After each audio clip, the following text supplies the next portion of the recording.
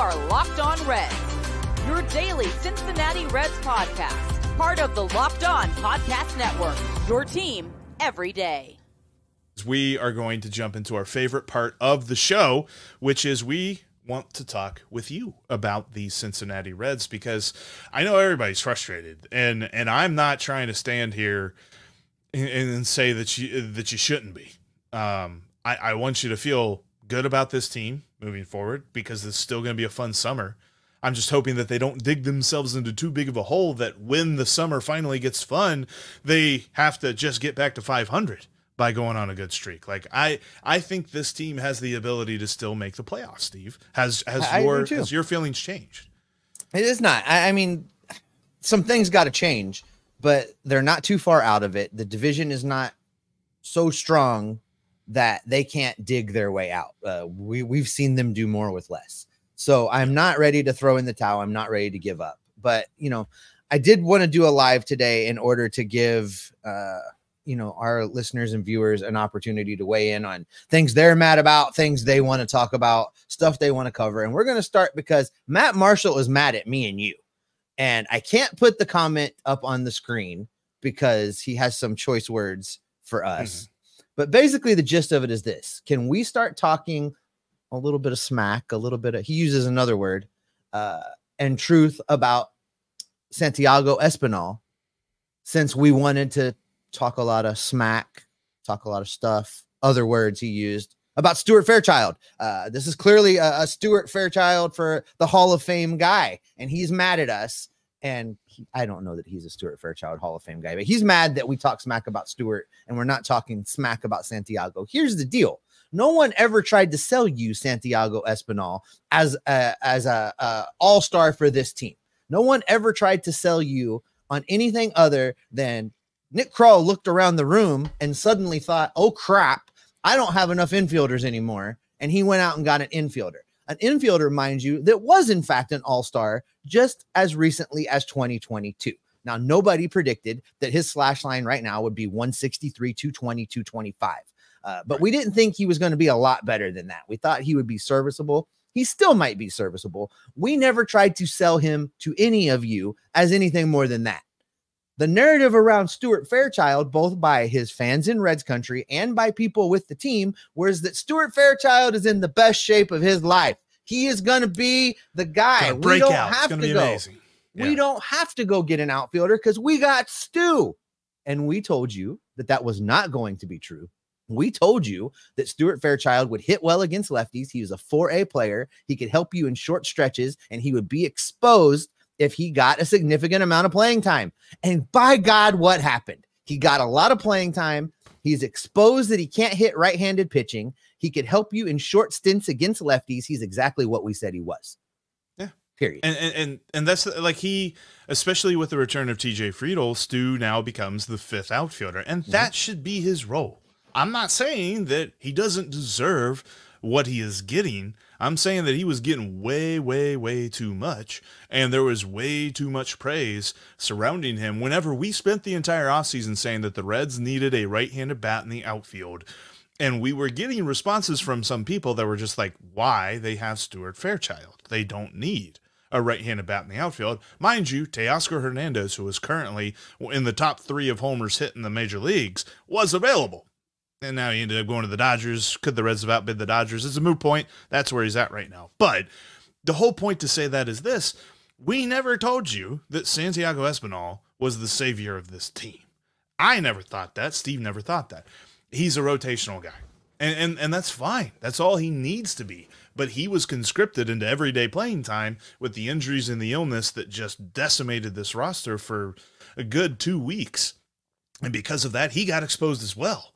But we were never saying that that's what we wanted. I mean, I was worried when I saw that. And I think, it was the first or the second game against Arizona, he was in the lineup and he was batting fifth. And I'm like, what on earth are we doing? Batting Santiago Espinal fifth? No, sir. Not feeling that at all. But yeah, no, I'm not.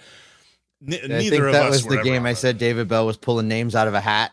Yeah. To make the, was pulling names out of a hat. It's got to be game 1, I think. Because did Friedel? No. Friedel didn't lead off. No, I think it was game 2. But anyway, so that's to say that was our feeling about Santiago Espinal. We were never sitting here saying this. And I think the comment was clearly more of a defense of Stewart than it is an actual serious question about Santiago. But I mean, there, I answered it. There we go. Carlton Van Hoy wants us to weigh in on this. I think he means David Bell and not Bell David, but I think that's what Carlton means. He says he's not a fan of David Bell, but he thinks a lot of the blame should go to Nick Krall. Nick Krall didn't buy low, sell high last year like he said he was going to, talking about Benson and Fraley.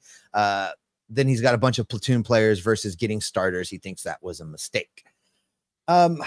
I'm curious what you think about this, Jeff, because I don't really have much of a problem with the way that Nick Krall has built this roster. You hit on the one gripe that I do have, which is Teoscar Hernandez was out there. Tommy Pham was out there up until a week ago, 2 weeks ago.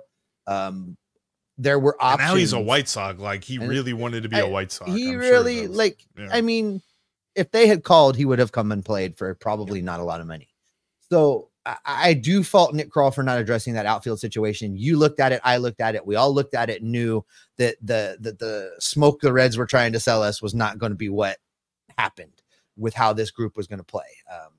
So I do have a fault with him for that, but I don't have a fault with his attempts to make a better bullpen. I don't have a fault with him signing Frankie Montas. I don't have a fault with him not going out and getting anybody else for the starting lineup other than an outfielder. So, I mean, I don't have a lot of gripe against him. I think he did a decent job. I think, what did we grade him? A high B for the offseason, and that was because he didn't go get an outfielder. So I don't have a big problem with Nick Krall. I think I might have given him an A- as well, but yeah, no, it wasn't a perfect grade by any stretch. And I do think that Carlton's gripe is mostly about, well, he left the outfield as more of a platoon space, but I almost would disagree with that too, because I think if this entire roster were healthy, you would have TJ Friedel in center every day. You would have Spencer Steer in left every day. And then you would play, Benson and Fraley, DH right field, something like that. You would play the matchups a little bit that way. So you only really have one platoon spot. It's the way that the injuries have really reshaped this roster that have kind of made some of his moves seem inadequate. But I think that he did the best that he could in the offseason, but it's not as if he was looking into a crystal ball knowing that, a third of his lineup was going to be done before opening day. Right, because if everybody had remained healthy, we'd have also seen Jonathan Indy out there, right? That was the plan until the Marte McLean changed all that. But we wouldn't have seen Santiago Espinal. Right. No, we would have had a much better lineup with healthy players in it, and there would be versus left-handed pitching, I think, a scenario where we saw. And I was thinking this yesterday, like, sorry to cut you off, but do you know how many days I'm thinking, man, this team really misses Matt McLain? Like, oh, yeah. To have Ellie, like, there was a feeling, and I saw, some folks tweeting about this, whenever Stuart Fairchild was thrown out on the botched run and hit or whatever that was, there was a bunch of people that are tweeting that, well, because of that double play, it is now not guaranteed that Ellie will bat in the ninth, and that is a huge loss. Ellie right now is kind of your focal point of the Reds lineup. Like, can you get to him? Does he get on base? What do you do with Ellie? The Reds really need another focal point, and Matt McLain is that focal point. And I did see earlier on, and this was something that Carrie Reinhardt had said way back early on. She had asked, she was just like, has there been any updates on McLain's status? There has been an update on Matt McLain's status. They said that, they gave him a look. He's not ready to start a rehab assignment right now, but they still believe that where he is currently at, how everything looks, how everything is healing from his shoulder, is that they still expect him to be available to them in August, which I continue to feel is very optimistic. And I'm a little bit, I'll believe it when I see it.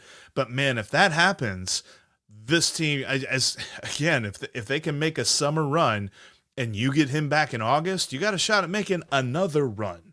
And if you make 2 runs in a season, you're usually a division champion. Today's episode is brought to you in part by Policygenius. Policygenius is the smarter way to buy insurance. Their proprietary technology makes it easy to compare personalized quotes and policies from top-rated insurers side by side. With Policygenius, you can find life insurance policies that start at just $292 per year for $1 million of coverage. Some options offer same-day approval and avoid unnecessary medical exams. Policygenius' team of licensed experts is here to answer questions, handle paperwork, and help you make decisions with confidence. They work for you, not for the insurance companies. From exploring coverage options to making policy adjustments as your life changes, Policygenius is your advocate at every step. Check life insurance off your to-do list in no time with Policygenius. Head to policygenius.com/LockedOnMLB or click the link in the description of today's episode to get your free life insurance quotes and see how much you could save. That's policygenius.com/LockedOnMLB. This Mother's Day, get something thoughtful for mom with DoorDash. Surprise her from wherever you are with fresh bouquets, the latest tech, gift cards, self-care treats, and more to make her day that much better. Use code LOCKEDONMLB to get 50% off your next order, up to $15 when you spend $15 or more on your next flower, convenience, grocery, or retail order, now on DoorDash. Pair flowers with a gift card so she can celebrate any way she wants.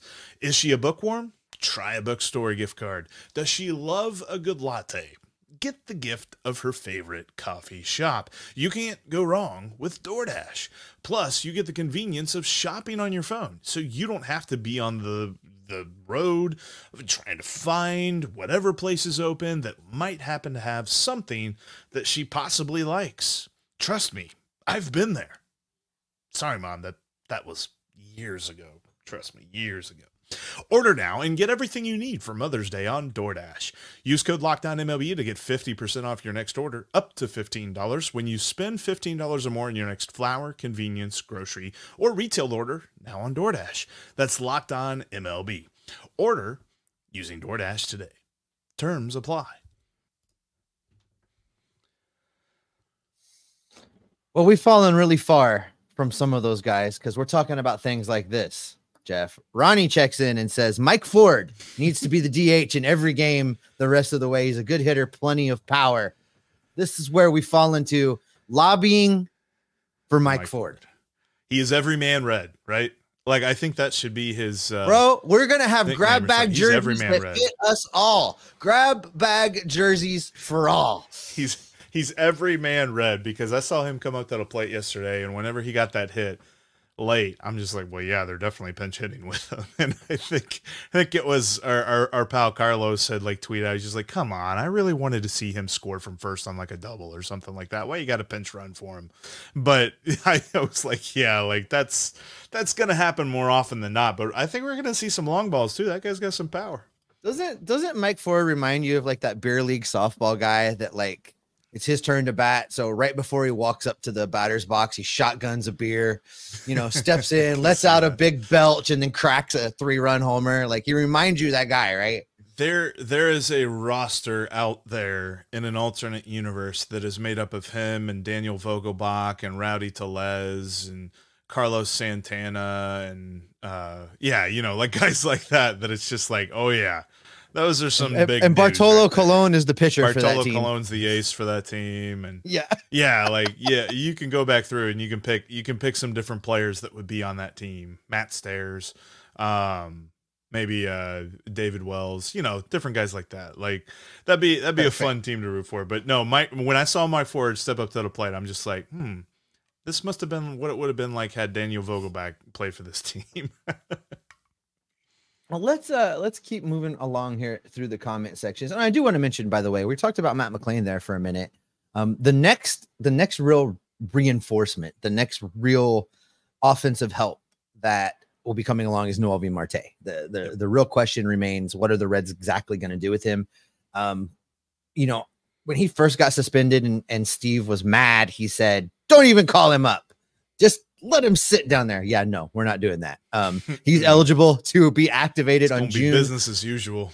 He is eligible to be activated on June 26th. And by God, he needs to be with this team on June 25th stretching. Whatever they got to do to get him ready, get him ready. Do not stop in Louisville. Do not mess around. He can knock off the rust at the big league level. Get him up. I forget what the rules were with that. Like, can he? I don't think he can do any sort of like minor league thing. No, he's at the complex. He's allowed to be at the complex. He's working out, but I don't think he's allowed to do like any sort of rehab assignment until June 26th. So probably he spends a week or two down in AAA. Although, I mean, TJ didn't spend a week or two down, so it could be 2 or 3 games, and they're like, well, the swing looks good. Come on up, man. Yeah, we need you. I'm just, to our buddy Matt's point, I think Rusty, having not seen a pitch, Noelvi Marte, is better than what Santiago Espinal is giving us right now. So bring him straight to the active roster. I mean, what's the harm? Especially if it's like a situation where CES still hasn't broken out yet, because he should be back by then. I mean, a month to 6 weeks would put him about that time frame. So yeah, you might be getting them back around the same time. I thought too, because we broached the subject for a moment during the offseason after the suspension happened, of like, you could play this game where you do leave him down and then you call him up next year and he wins Rookie of the Year and you get the extra draft pick and all that other stuff. There is nothing that the Reds need to worry about like that now. Like, he can help this team get to the playoffs, and that's all that should be asked. Is the question that Nick Krall should be asking. And I did see some other folks like, is there a chance that the Reds sell or something like that? No. The only thing Nick Krall should be asking this season about a potential transaction is, can this player help this team get to the playoffs? And if the answer is yes, then he needs to be here. Absolutely. And the fact of the matter is, when we played that speculation game, Matt McClain was still healthy. TJ Friedel was still healthy. There were a lot of guys still healthy that were not healthy after that. So for me, bring him up. Call him up, let him play. All right, guys. You guys are going crazy in the comment section. I'm gonna go to the end. If you had a question up above, I'm scrolling to the end, folks. If you had a question up above that you want us to touch on, put it in again. I'm at the bottom here. And while you're looking at that, I'll update us on the poll. We've got 150 votes so far. It's actually swung in favor of yes, David Bell should be fired.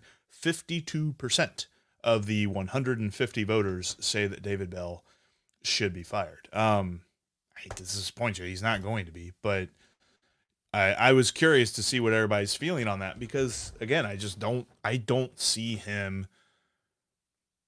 I don't think he has as much power as everybody believes. It's because we hear from him every game. We think that he is the main squeeze, but he's not the main squeeze. There's a team effort here, and that's a broader, more strategic based question for the rest of Major League Baseball. But that is how every organization works these days, is that you have multiple guys that handle the lineup. You have multiple guys that handle the pitching staff, multiple guys that handle the roster and things like that.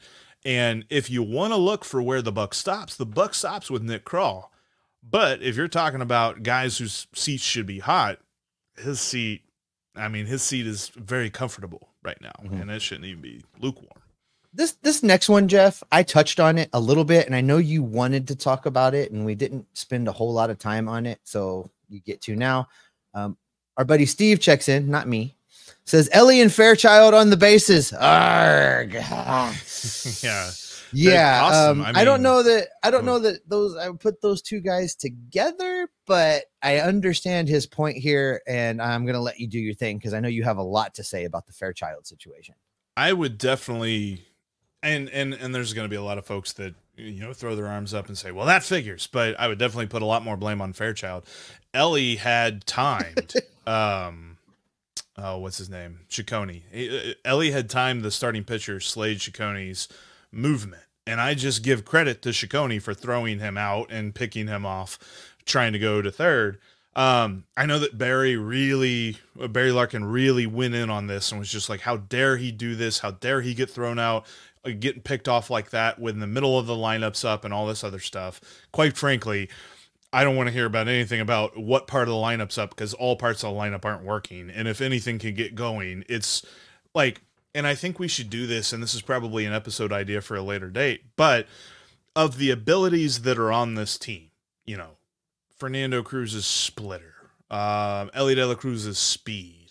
I think the things that we can trust the most, the ability from any one player that we can trust the most is Ellie's speed. And every so often he's going to get got, but he's going to get his more than he gets got. And that was just one of those situations where he gets got. So I didn't like it at the moment, but I understood it. I did not understand Stuart Fairchild being thrown out. I did not understand why. I mean, it was a run and hit in the 8th inning. And okay, you're trying to get something going. It's a strategy, a play, whatever. But if all that it took was Ketel Marte faking that he was tagging him to completely confuse him and force him to slide into the base, hold his slide, make sure he doesn't get up so that he's not tagged out, and that's all it took, we really got to reassess how Stuart Fairchild assesses a game, because that was inexcusable. That killed the game at that point. Because I was there at the game and I was standing in center field watching that happen. And I'm just like, and I'm not the guy. You know me. I don't like to say that it's over until it's over. But at that point, it was over. I was like, oh, nope, that killed it. Everydayers will know I wear t-shirts every day. And quite frankly, this is the only dress shirt that I wear. The only dress shirt that I own, and it's from Stitch Fix. Trust me on this one, when you're talking about a guy like me that, quite honestly, my style is my team, Stitch Fix is the way to go if you're trying to revamp your wardrobe. You should check out Stitch Fix today. They've got all kinds of great options for you, and the way that it works, you get set up with a Stitch Fix stylist. All you have to do is send them your size, your style, and your budget preferences, and they do the rest. You can order a box from Stitch Fix with 5 just for you pieces. You keep what you want and you send back the rest. Check out Stitch Fix today because they've got style that makes you feel as good as you look. You can get started today at stitchfix.com/MLB and get $20 off your first fix. That's stitchfix.com/MLB for $20 off. stitchfix.com/MLB must redeem within 7 days of sign up. The thing with Stuart Fairchild is he seemingly lacks situational awareness more often than some of his contemporaries on this team. We've seen this from him multiple times. We saw it in the first series of the season. He didn't know how many outs there were. We've seen it on the base pass. Now we see times where he just doesn't quite have a grasp of what's going on. And that's a Stuart Fairchild problem. That's not a coaching problem. That's not a David Bell problem. That's not a Nick Krall problem. That's a Stuart Fairchild problem. And the situation now, they've helped create that problem. Nick Krall helped create that problem by forcing a situation where Stuart Fairchild has to be here full time. But at the end of the day, Stuart's got to get better in those situations. And I think that's where I would have loved to have seen a little fire from David Bell, because he was asked about it. He was asked about the base running stuff. That's where I would have loved to seen a little animated, a little emotional David Bell be like, our players have got to be better in every situation. Here's what our coaching staff is doing to help them be that. That would have been a great opportunity to say, so-and-so coach is working with our players on effective, aggressive base running. And here's the things they're doing. The team's not hitting. So-and-so is doing this extra with the players in the cage to overcome that situation. That's what I'm looking for from David Bell. That's why I'm mad at David Bell, because he's not giving us that. So as far as I can tell from what's being reported and how the team is acting, everybody's operating business as usual. Because they're close, they're almost there. Things are going to get better. Corner. Right? That's what's being presented. I appreciated it too. Yesterday, I was listening to our friend of the show, Mo Egger, on the way home from the game, and his producer, Taryn, actually pulled up clips from years past, not just this year, but years past, of David Bell saying those exact words. We're close. We're out there. We're working every day. We're competing every day. This team is close. He said that back in 2019, Steve. They weren't very good in 2019. I think it's just it's like a default answer that he has in his mind. But no, I do, and I go back and I say, boy, these base running gaffes were detrimental, and this was kind of the reason that I tweeted out. I'm just like, still finding ways to lose, because it's like, all right, now you're hitting, and now you're scoring, and now the Rally Reds are back, and now you can't base run, and now you can't relief pitch in clutch situations and stuff like this. And that's David Bell being fired isn't going to boost the play of the roster as constructed. Uncoordinated gamer says. See and the problem with this, and he's not necessarily wrong, or he or she, whoever uncoordinated gamer is. The way that the roster is currently constructed is by a ton of young talent, and the Reds' biggest strength, where we love to talk about, man, this team is so young, they don't have to spend a ton for this roster, they have a ton of talent for this roster, all this other stuff, but it's a lot of unproven talent, a lot of inexperienced talent. Their biggest strength is also their biggest weakness, and I think that that's been the biggest issue during this slump, is that they haven't been hitting, so then the points when they do hit, then their youth really shows out, and it becomes an issue, and that's how they end up losing ball games. This team is a talented team. It is very inexperienced, and problems like what Stuart Fairchild showed are not necessarily his own problem. There's other plays. I mean, the slide that Will Benson had on his steal that he was ultimately tagged out on, that's a tough slide, because sure, you could say, okay, he was avoiding the tag, that was an aggressive slide, but we've seen that slide be a huge bugaboo for Ellie De La Cruz trying to get steals in the past. I feel like the Reds, as much as that slide looks really cool, you know, the whole head first slide where you're trying to reach out and you're kind of out to the right of the base, you're not going straight at the base. Yeah, that's how I do it. Yeah, exactly. That's how I do it when I fall into the base. I don't actually do it on purpose. I think that the Reds need to not outlaw it, but like forget about that slide, because Ellie has started to do a lot more consistent feet first slides, and those are just key to him getting into the base safely and not sliding past the base and getting tagged out. All right, Jeff, we're at the hour mark. I want to make sure you're good to go a little bit more, because there's some good stuff in the comment section. I want to keep going for a while if you're all right with that. Do it. All right, let's go with this, because Honest Fan says David Bell's in-game adjustments have been terrible for the last week, and then basically he challenges us to call it out. What's your grade? We've talked about roster construction, we've talked about how he's adjusting with the injuries, we've talked about all these things, but we haven't really spent any time at all talking about the moves he makes in games, the bullpen usage, the pinch hitting. How do you rate what he's doing in game management right now? I did think he got a little bit kind of deked out by Torey Lovullo. Yeah, Torey Lovullo. In game 2, whenever he brought in Will Benson as a pinch hitter, and then Torey Lovullo brought in a left-handed relief pitcher there in that 9th inning, because that was the second out of the inning. Brought up Jonathan India, bases runners on second and third, and if India came up with 1 out and the bases loaded, then that fly ball scores the game tying run. But because Will Benson had struck out, not drawn a walk or hit a single or something like that, that's what led to that spot. I think he got deked out a little bit by that, and that's unfortunate. I do put that against him. The hardest thing for me, and I was thinking about this yesterday, Fernando Cruz kind of felt like he didn't quite have it there after he got out of the jam, and then he brought him back out. He gets 2 outs right away, and then he gives up 2 walks. At that point, you should go to the bullpen, because he pitched 2 innings just the day before. So you're asking him to go multiple innings, multiple days in a row, and while Fernando Cruz probably is sitting there saying, yeah, let's go, I can do this, his pitches were not crisp. His slider was not there. Or, I mean, his splitter was not there, because you could see him, he was bouncing it. And when he's bouncing that splitter, he's almost ineffective. So that was the point for me where I'm like, who's warming up in the bullpen? And then I look, and nobody was warming up in the bullpen.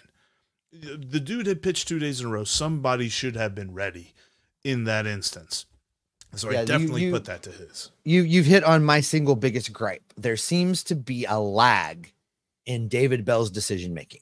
And I don't know if that's because he's doing a lot of things by committee. So like it takes that extra time for like Derek Johnson to get concerned and then talk to David Bell and then David Bell to think about it before he does something and act on it. I don't know where the breakdown is, but how many times this year have I said, Jeff, would somebody go to the dugout and wake up David Bell, nudge him, poke him? Like, come on.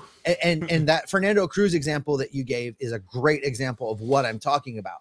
Because if you can see it and I can see it and everybody in the ballpark can see it and the opposing pitchers and opposing hitters can see it, why can't David Bell see it? What's taking so long? And he's done this with more than Fernando Cruz, and he's done it multiple times where he's left guys out there too long. Now, there was one time where it was Brett Suter and people were like, why do you need to, you couldn't have anticipated that Suter was going to get smacked around like he did, and he had to face the 3 batters. But David Bell didn't get anybody warming up until the 3 batters. Like it was apparent from the first pitch that this was going to be one of those days where the guy didn't have his stuff. And I think David Bell, the player's guy, David Bell, the player, the man's man, he tries to give these players the benefit of the doubt, and that's not what they need. That's not his role. His role is to win baseball games and put the players in the best positions to do so. I think he's failing at that a little bit right now, Jeff. And with his lineup construction, I don't understand. I don't know if Tyler Stevenson said something bad about David's mom, or I don't know if he offended him some way. He told him his wife had gained weight. I don't know what happened, but something clearly happened because Luke Maile is being treated like starter 1B at the catcher position. And Luke Maile is not a starting catcher. The Luke Maile signing was great from a lens of this guy is a backup catcher that knows the pitching staff. The pitching staff is comfortable with him, and we can spot him in, and we don't have a fall off in knowledge. That was why the Luke Maile signing was so good. David Bell's treating him like he was the primary offseason acquisition to drive this lineup, and I don't understand it. The crowd early on in like the offseason and stuff that was saying like Luke Maile's better than Tyler Stevenson, haven't heard a peep from them. Because Luke Maile is a fine backup, and that is exactly who he should be. Whenever he was DHing the other day, I was like, Luke Maile is DHing? We don't have anybody else to put in the DH spot right now? Like, don't get me wrong, I love what he does defensively, but I just, right now with the bat, he is so, and I tried to will something into existence the other day, and I tweeted out, I'm just like, he's going to homer today. And it's just, it didn't work. So that is definitely the lineup construction thing. In some cases, it feels like, man, he is just doing what he can with what he has right now. But we've been saying that for years and years and years. So at some point, he's got to find a sweet spot with that. But I would love to have a conversation with David Bell one day and just be like, walk me through your decision-making process and where you draw a line of, I got to show confidence in a guy, but I'm also playing to win this game. Because it feels like one night that line is over here, and then on another night that line's way over here because he will pull a guy too early, or he will, pinch hit a guy that shouldn't be pinch hit, or things like that, where it's like, did you have like a non-diet Coke before this game? He had like a full sugar Coke. Maybe that's what it was. I don't know, because it's not evident to me where that line is with him. All right, let's go to this. This is a fun one. With teams like Colorado, the Chicago White Sox, and Miami potentially selling off pieces, is it time for the Reds to contact them? This is from the Robobot. I did a segment the other day about the possibility of this, and I came to the conclusion that there are 2 guys on the Angels that I would like them to go get. Luis Rengifo. He's hurt. And really, it's just Luis Rengifo. I think it'd be kind of interesting if they go after Brandon Drury, but Brandon Drury is struggling right now, so I don't necessarily know if that's the best move. But man, looking at the Marlins lineup, looking at the White Sox lineup, looking at the Rockies lineup, I'm like, maybe Ryan McMahon from the Rockies, but you really got to squint hard, and you got to see the right situation too, because if it's a young guy, obviously that team's going to be looking to build around him.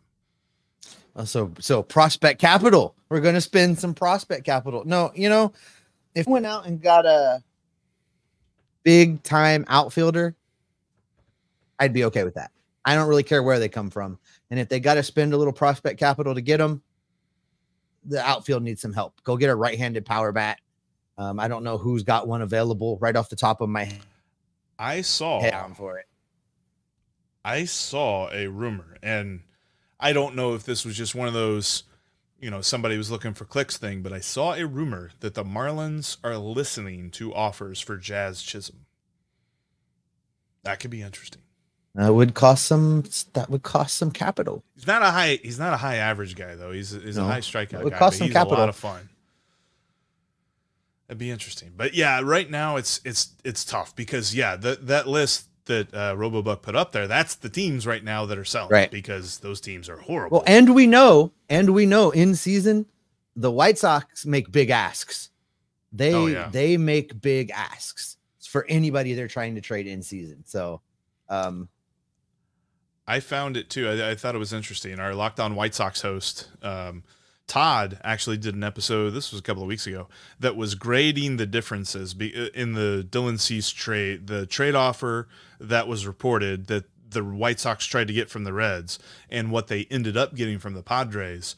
And through breaking it down and who would have been the comparable prospects that they would have got from the Reds as opposed to who they got from the Padres, he came to the conclusion that they made the better trade by going with the Padres, even though we said at the time that was far too expensive for us to pull the trigger on. Yeah, that was way too expensive. What did you think about the San Diego Miami trade as far as price versus return? Arise would not have. Arise might have helped out the Reds, but he's horrible defensively. I mean, he would have DH'd on this team. Like, he makes Jonathan India look like a Gold Glover. But he hits the cover. I mean, he is a batting title contender year in and year out. So it's kind of hard to say that you wouldn't want that, but at the same time, he is a singles machine as well. He's not a big home run threat. I don't know. Like, Luis Arise is a very tough player to evaluate because he doesn't do what is the sexy thing nowadays where you play good defense and you hit the ball a country mile. Our buddy Carrick checks in. Jeff says he's seeing June 6th as the date Marte can start playing in the minors. So eligible to start baseball activities the 6th. If he can do that to the active roster, then bring him up the night before. He needs to be sleeping comfortably in a big league bed, ready to play the next day. Yeah. Whatever the first eligibility date that he can be a major leaguer, he should be a major leaguer. There was a comment earlier, and it's way far back. I'm not going to go get it, but I am going to ask you the gist of what it was asking. And that is, do you think that the Reds are being too aggressive at the plate? Is that the problem? Should they be taking X number of pitches? Or is it all opportunity driven? I don't think you can tell a major league hitter, all right, you have to take the first 2 pitches. I don't think you can send them up there with that approach. So, well, I've seen that progression though in this season so far, because early on the Reds took a lot of pitches. I mean, Jonathan India led the league in average pitches per at bat. But what happened was the scouting report came out on the Reds lineup, and it was just, fill up the strike zone as early as you can, because they're going to at least give you strike 1, maybe strike 2. So then the Reds stopped walking, and the Reds were forced to swing the bat. And that's really when this slump kind of started, is that they were forced to be aggressive. And now, because they're kind of speeding the bats up, finally, being aggressive is helping. It's tough to say that there is a end-all, be-all strategy for the lineup, because I think it's a hitter-by-hitter basis. Because we even looked at this the other day, whenever TJ Friedel's first game was, he saw more curveballs than any other pitch, but most of the other hitters saw fastballs. So a one-size-fits-all strategy would have probably messed up TJ Friedel in that situation, or it only would have worked for TJ Friedel and it wouldn't work for everybody else. So there's a weird relationship of strategy and just in the moment. Like, pitchers there's a reason that they're major league pitchers. They're just really freaking good, and they can think through these situations. So to say that they're going to come into a game with a given strategy, that pitcher probably goes one time through the order, figures out what that strategy is, and changes his own to match it. So it's just a constant adjustment thing. There's a spirited conversation in the comments, Jeff, about Barry Larkin, manager.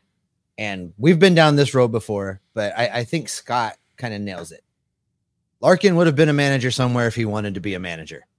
That's the end of the story. If Barry Larkin wanted to be the manager of the Cincinnati Reds, he would already be the manager of the Cincinnati Reds. He doesn't want to travel 162 games a season. That's why he only does home games. He doesn't want to be on the road.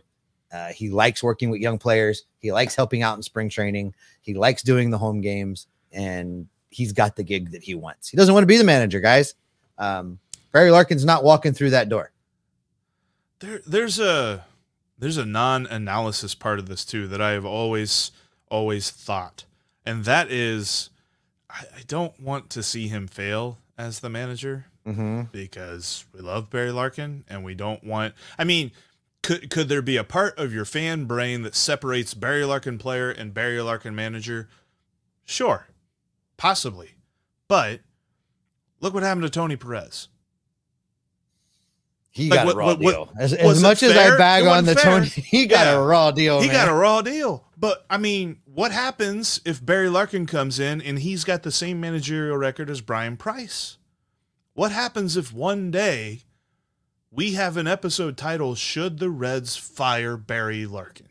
Can't do it. My heart would die. Can't do it. I'd be sick that day. I'd have to call out. Can't do it.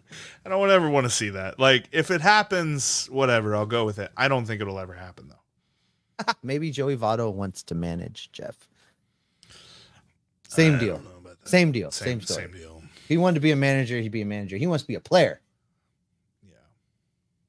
Okay. Right. Let's have a fun. This is not like a real scenario or anything like that, but let's just have a fun either or for just a moment. If you had to choose one of these two, would you choose Barry Larkin or Jim Riggleman as Reds manager? Oh my God. If I got to pick one of those two guys. One of those two guys. I would pick funsies. I would pick Barry because God help us bunting that much. But I would pick Barry, but I agree with your previous point there. It would be super sad when inevitably he had to be fired. There's just never been a baseball like Bobby Cox might have been the last one, and I still think there were Braves fans that were happy that he left. I don't think that you could ever be a manager of a baseball team and be universally beloved for your entire career.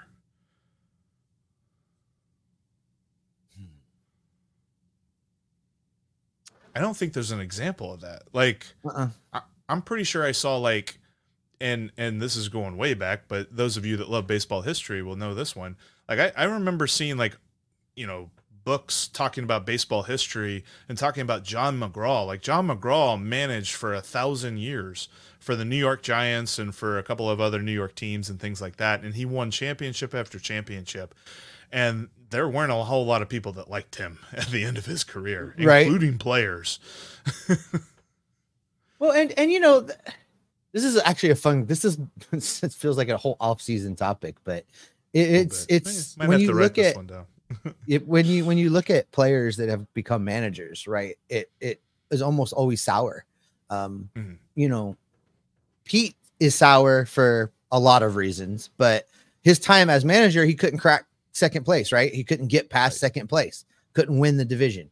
There's other examples. Babe Ruth struggled as a manager. Ted Williams struggled as a manager. And those are some of the greatest hitters to ever play the game. So just because you did it well on the field doesn't necessarily translate into you're going to be a winner in the dugout. And I think there in this day and age where players are making so much money, it's all risk and no reward for a player to go on to become a manager. The model is out there now of what you're going to get. Players move into executive positions. They move into the broadcast booth. They don't really move into the dugout. You don't see successful players moving into the dugout. I think about like like Barry's situation right now, like he just has to do home games. He doesn't have to travel. Mm-hmm. If you're a coach, then you're with your team for whatever, 10 months out of the year. So that's kind of tough. Yeah, the Reds fire. Everybody eventually gets fired. The Reds fired Sparky. 2 World Series. There you go. All right, Jeff, I think that's a good spot. Let's do one more something fun, one more something positive. I don't want to end on the Reds fired Sparky. Let's find something else here. I'll go ahead and close out our poll. I was surprised to see that it had switched over to yes, David Bell should be fired, and it's up even more. So 186 votes. We're ending it right now. Ending with 186 votes, 54% say yes, David Bell should be fired. Let's end with this one. Should the Reds sign Frankie Montas to more years? Would you be willing to give him a contract right now, Jeff? Not right now. I agree. I got to see more. I do too. I agree. While his shoulder looks amazing, I loved what he had to say in his last post-game press conference. We had part of it here, talking about his shoulder didn't hurt. He pitched with maximum effort. He's going to have to go farther before I would be willing to consider it. And quite honestly, there's only X amount of players they're going to extend, and I would rather it be one of the young guys than Frankie Montas. Let Frankie be what Frankie's here to be, a 1-year bridge that the Reds got a deal on. If he pitches to his potential, looks like he might pitch to his potential, everybody wins. Reds get a good season for relatively cheap. Frankie goes to the free agent market, signs a big contract with somebody else. The Reds extend some of the young guys and move forward. I think that's where this story ends. And you could very well be talking about Rhett Lauder, Chase Petty, maybe even Julian Aguiar as possible options next year. I think if you're the Reds and you have the ability to call up Rhett Lauder and he is on a rookie contract or, his team control for, the next 5-6 years, or you have to sign Frankie Montas to a 2 or 3 year deal because he's going to be looking for multiple years for his next contract. And it's probably going to be somewhere around 18 to 20 million. Unless he just continues to go crazy and maybe it's even more than that, then I think the Reds pick Rhett Lauder every single day. Mm-hmm. Yeah, I agree with that. And that is where we are going to wrap it up for this super extended edition of the Locked On Reds podcast. Hour 20-minute, guys. Guys, you are so much fun. I appreciate you all being on the live stream, being in the comments. These are my favorite episodes to do. You guys are amazing. Keep coming. Spread the word. Share the link. Click the like button. If you're still in here right now watching and you haven't, please click that like button. It really helps boost the show's algorithm, gets it out to people. We want to talk Reds baseball with as many people as possible. We love doing it. And on that note, Jeff, get us out of here. Thanks everybody for checking out this live Locked On Reds edition, and this be the Q&A for anybody that's watching this not live, the extra Q&A episode. Make sure that you are following us on your favorite podcasting apps because we're going to be with you all season long because we are Locked On Reds every single day. That head first slide is kind of how you fall off the rowing machine, right? Like same maneuver. I don't think it's that graceful.